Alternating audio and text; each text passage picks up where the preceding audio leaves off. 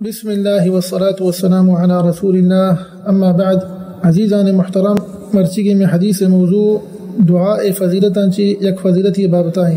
انچوکہ سنن ابی داود حدیث عن النعمان بن بشیر رضی اللہ عنہ، حضرت نعمان بن بشیر رضی اللہ عنہ روایت کا عن النبی صلی اللہ علیہ وسلم قال، اللہ رسول صلی اللہ علیہ وسلم ارشاد فرمائیں، الدعاء هو العبادہ، دعا کے ہستے عبادتیں. پد اللہ رسول صلی اللہ علیہ وسلم ارشاد فرمائیں، قال ربکم، اللہ سبحانہ وتعالی وتی قرآن پاک کے تھا ارشاد فرمائنی، ادعونی استجب لکم، اللہ سبحانہ وتعالی ای آیت مبارک تہا حکم دے گا وتی بندہاں، ادعونی چمنا بلوٹے منا دعا بکنے، استجب لکم، اللہ اکبر. اللہ سبحانہ وتعالی ای آیت مبارک تہا حکم داتا اولی دعائے پدرندہ وعدہ کتگی کہ شمی دعا اسنا کہ شما میں دعائیں لوٹے، دعائیں جوابہ میں شمارہ دیا.